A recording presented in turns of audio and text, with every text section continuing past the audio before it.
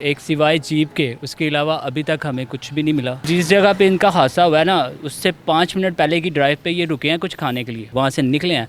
5 minute की drive नहीं की होगी तो आगे जाके इनका जो है ना ये इंसिडेंट हो गया। इसको इतना नहीं पता कि हादसे के टाइम क्या हुआ है। कहता है कि जब मैं गाड़ी से गिरा हूँ तो उसके बाद तो मेरी आंखों के आगे अंधेरा आ गया। दोनों बाजू फ्रैक्चर है, यहाँ पे स्टिच हुए हैं, दिमाग में स्टिच हुआ है और आईब्रो पे स्टिच हुए हैं, उसके हुए हैं। हम 12-13 कज़न हैं, जहाँ भी जाना हम सब ने इकट्ठे ही जाना है। हम भी दोनों ने जाना, हम दोनों जाते हैं, लेकिन इस दफ़ा हम दोनों नहीं गए। लेकिन हर साल हमारा टूर होता है बचपन से लेके, यानी कि हम इकट्ठे हैं। सीएम के रेफरेंस से आए हैं यहाँ पर, तो वो थोड़ी सी प्रॉब्लम हुई है। जब उनको पता चला है कि रेफरेंस क्या है, कि उन्होंने हमें यहाँ पर रेफ़र किया है, तो बेहतरीन किस्म का इलाज हो रहा है। कल से लेके आता है ट्रीटमेंट है ना, वो जिसे कहते हैं ना कि आउटस्टैंडिंग, वो हो रहा है, वो काम हो रहा है। MYK न्यूज की वीडियोस देखने के लिए हमारा चैनल सब्सक्राइब कीजिए और बेल आइकॉन को क्लिक कीजिए ताकि आप हमारी आने वाली वीडियो से बाखबर रह सकें।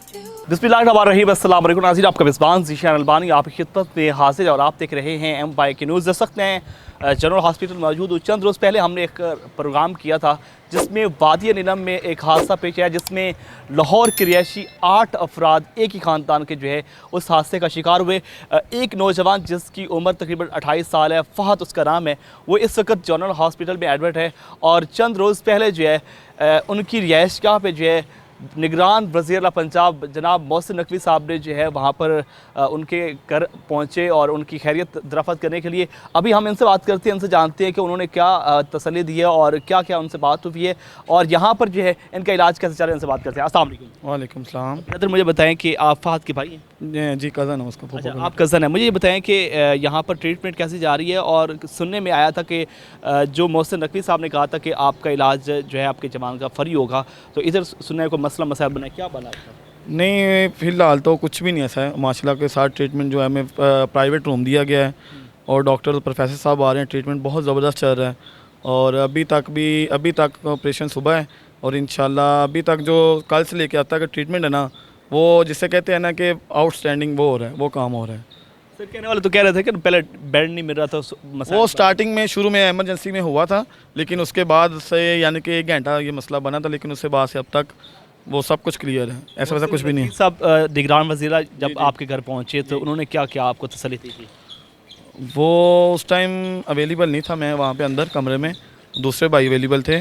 तो बस उन्होंने, दूसरे भाई ने मुझे ये कहा था, जो उनके आई थिंक वो पीए थे या एसी का पीए था, वो मैं इस पर कॉन्टैक्ट में था कि आपको कोई भी परेशानी आती, कोई भी मसला आता है तो आपने मुझसे कॉन्टैक्ट करना है। तो उन्होंने नंबर दे दिया था अपना। फिर उन्होंने कहा था आपने एमओ से मिलना है इधर से जाके। वो एमओ से मुलाकात हुई थी कल। उन्होंने फिर आगे से सारे रेफ़र को 3-4 टेस्ट थे वो करवाने थे। अभी भी टेस्ट के लिए पेशेंट को लेके जा रहे हैं हम, तो इंशाल्लाह उम्मीद है कल तक हमारा ऑपरेशन है वो हो जाएगा। अच्छा, मुझे बताएं कि फ़हद मतलब क्या क्या चीज़ का नुकसान पड़ा, क्या क्या चीज़ फ्रैक्चर हुई? बकौल उसके खुद जो उसने बताया है कि उसके दोनों बाजू हैं ना, वो यहाँ से फ्रैक्चर हैं, दोनों बाजू फ्रैक्चर हैं। यहाँ पे स्टिच हुए हैं, दिमाग में स्टिच हुआ है और आईब्रो पे स्टिच हुए हैं, उसके हुए हैं। बाकी जो माशाल्लाह वो चलता है, उसकी टांगें ठीक अल्हम्दुलिल्लाह। और जो हमारे मिसिंग पर्सन है, बस उसके लिए दुआ कर सकते कि हमें मिल जाएँ। और 2 हमारे पेशेंट वो उधर मुजफ्फराबाद में एडमिट हैं, तो एक ही शायद आपको मालूम है कि उसकी डेथ हो चुकी है। अच्छा सर, मुझे बताएं कि फ़हद छत पे था या गाड़ी के अंदर था? फ़हद के साथ 2 लोग और जो मेरे कज़न हैं वो छत पे थे, जिनकी जो अभी 2 मुजफ्फराबाद में, जो एक वेंटिलेटर पे है और एक आईसीयू में है, ये 3 छत पे बैठे हुए थे। तो इन तीनों को, इसको इतना नहीं पता कि हादसे के टाइम क्या हुआ है। कहता है कि जब मैं गाड़ी से गिरा हूँ तो उसके बाद तो मेरी आंखों के आगे अंधेरा आ गया, मुझे तब पता चला है जब मैं उठा हूँ। कहता मुझे सिर्फ ये 2 लोग मिले, एक हसनैन और एक मोइन। कहता और मुझे कोई भी नहीं मिला क्योंकि अंधेरा वहाँ बहुत ज़्यादा था। ये मेरे पास ही गिरे थे, तो इसने काफ़ी कोशिश की है, चीखा है, चिल्लाया है। काफ़ी देर बाद जाके एक आया है बंदा जिसने इसको उठाया है। उसके बाद काफ़ी सारे लोग इकट्ठे हो गए हैं जिन्होंने इनको रेस्क्यू किया है। अच्छा, ये रात का वाक़या था या दिन का? ये रात 9 बजे का वक्त का। आपको फिर कब पता चला? हमें तकरीबन रात को 2 बजे पता चला, क्योंकि जब इससे ये थोड़ा सा होश में आया है तो इससे नंबर लिया है। इसने अपने फादर का नंबर दिया है, एक मेरा कज़न है उसका नंबर दिया है। तो सबसे पहले जो रब्ता हुआ है इसके फ़ादर के साथ हुआ था। वहाँ पे कोई आर्मी का जवान था, उसने कॉल करके बताई है कि ये फ़हद कौन है। तो मामू कहते हैं ये मेरा बेटा है। हादसे के बाद जब फ़हद से आपकी पहली मुलाकात हुई तो फ़हद ने क्या बताया कि ये वाक़या हुआ कैसे? फ़ाहद से अभी तक हमने कुछ नहीं पूछा क्योंकि वो स्ट्रेस में है। पूरा नहीं हमने पूछा क्योंकि एक तो उसको डॉक्टरों ने बोलने से मना किया हुआ है कि ज़्यादा बोलना नहीं है, क्योंकि उसके यहाँ पे चोट लगी हुई है जिसकी वजह से डॉक्टरों ने ज़्यादा मुंह खोलने से भी मना किया हुआ है। तो उसकी वजह से अभी तक हमने उससे कोई बात नहीं की है। इंशाल्लाह जैसे ही कुछ बेहतर होगा तो हमें बताएगा ज़रूर कि हुआ क्या था। इंसिडेंट जो है ना, इंसिडेंट वो थोड़ा सा ना, वो कभी जब वो आता है ना तो इसलिए हम इसे अकेला नहीं छोड़ते। तो वो कहता है जो वाक़या हो ना वो मेरी आंखों के सामने आ जाता है। तो वो जाहिर सी बात है, कज़न है, भाई भी उसका, उसके अंदर भाई भी है उसका, भाई भी इसका छोटा भाई भी वो मिसिंग पर्सन में है, ठीक है। तो जो जिसकी डेथ हुई उसकी पप्पू का बेटा है, यानी कि क्लोज कज़न है सारे, पप्पू के चाचू के ऐसे बेटे हैं। अच्छा, मतलब ये जितने भी हैं ये मतलब एक पुराने बचपन के दोस्त थे। बचपन के दोस्त है, बल्कि बचपन के दोस्त क्या, तकरीबन हम पास ही रहते हैं, एक ही घर में पहले रह चुके हैं। अब शाम उठना बैठना साथ बिल्कुल ऐसे ही है, बल्कि हमारा जो काम भी है वो भी साथ साथ ही है। हम जहाँ काम करते हैं वो भी तकरीबन शॉप साथ साथ ही शॉप्स है हमारी। फ़ाहद क्या करते हैं? फ़ाहद का अपना इसका डाई का काम है, ये डायर है, बड़ा अच्छा डायर है, इसका अपना काम है, इसके फादर का है, तो ये अपने फादर के साथ ही होता है। अच्छा, मुझे बताएं कि ये हादसा जब हुआ तो आपको फिर किसने बताया? इसी ने किसी आर्मी का एक आदमी था जिसको इसने अपना नंबर दिया अपने फादर का, क्योंकि इसको उस वक्त दो ही नंबर याद आए। एक हमारा कज़न है, शायद आपको पता हो, आपकी उससे बात हुई होगी, अली रज़ा, और एक इसके फादर। सबसे पहली कॉल इसके फादर को ही आई थी। उन्होंने पूछा कि ये फ़ाहद शेख कौन है, तो उन्होंने कहा जी ये तो मेरा बेटा है। उन्होंने बताया कि इस तरह से इनका एक्सीडेंट हो गया है, इनकी जो गाड़ी है वो इस तरह दरिया नीलम में गिर गई है खाई में, तो उनकी तलाश जारी है। आपको उन्होंने हमें बता दिया, उसके बाद उन्होंने सबको बताया, हमें बताया। शॉकिंग न्यूज़ थी। तो एक दफ़ा तो हम लोग तो यही सोच रहे थे कि काश ये ख़बर गलत हो, एक फ़ेक न्यूज़ हो, लेकिन नहीं, क्या बताएं आपको। अच्छा, मुझे बताएं कि ये तो वाक़या बड़ा इंतहाई अफसोसनाक था। ये पहली बार गए हैं, ये इससे पहले कभी नहीं? हर साल टूर होता है, हम भी दोनों जाना, हम दोनों जाते हैं, लेकिन इस दफ़ा हम दोनों नहीं गए, लेकिन हर साल हमारा टूर होता है बचपन से लेके, यानी कि हम इकट्ठे हैं, आना जाना लगा रहता है हमारा इधर। तो हम 12-13 कज़न हैं, जहाँ भी जाना हम सब ने इकट्ठे ही जाना है। तो इस साल जो था ना, इसका और मेरा मिस हो गया किसी काम की वजह से, हम नहीं जा सके।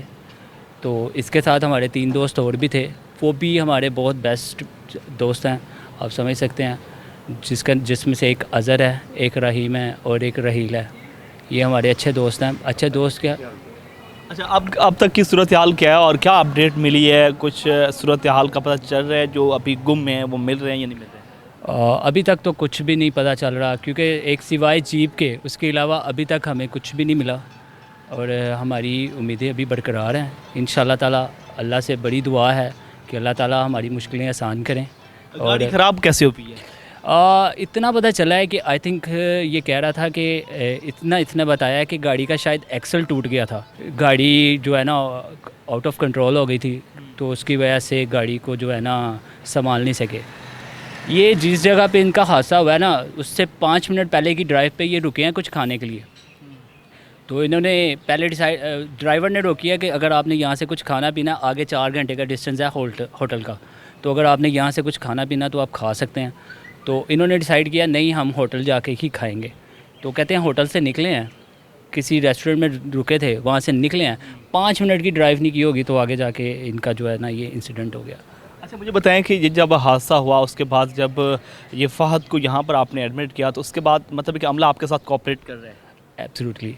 पहले ऐसा हुआ कि जब हम यहाँ पर आए हैं तो शायद उनको नहीं पता था कि हम जिनके सीएम के रेफरेंस से आए हैं यहाँ पर, तो वो थोड़ी सी प्रॉब्लम हुई है। जब उनको पता चला है कि रेफरेंस क्या है, कि उन्होंने हमें यहाँ पर रेफ़र किया है, तो बेहतरीन किस्म का इलाज हो रहा है, किसी किस्म की कोई परेशानी नहीं आ रही। तो अफसोस है कि अगर सीएम साहब का हुक्म ना होता तो मतलब है कि ये पुरसान हाल ना होता, मतलब कोई इसका रिस्पांस अच्छा नहीं मिलता। देखिए, मैं आपको एक बात बताता हूँ, ये ज़िंदगी का एक हिस्सा है, ये आप कहीं भी चले जाओ, ये हर जगह पर ऐसे है। बात ये है कि जिसके पास थोड़ी सी पावर है उसकी सुनी जाती है। हमारी किस्मत अच्छी है कि हमें सीएम साहब ने रेफ़र किया है, अल्हम्दुलिल्लाह बड़ा शानदार इनका मेरे कज़न का फ़ाहद का इलाज चल रहा है। अच्छा, ऑपरेशन की सूरत हाल के हवाले से मतलब है कि उन्होंने कहा कि हम फ्री करेंगे? यस, इवन के जितना कल से लेके अब तक जितना भी टेस्ट वगैरह हुए हैं, जो भी हुआ है, सब फ्री ऑफ कास्ट है। जी बिल्कुल नाज़रीन, आपने गुफ्तगू सुनी। ये फ़हद के भाई हमारे साथ मौजूद थे। फ़हद जिसकी उम्र 28 साल है और इस वक्त जनरल हॉस्पिटल में एडमिट है और इसका कुछ रोज़ तक जो है उसका ऑपरेशन भी होना है और दुआ है कि वो ऑपरेशन कामयाब रहे।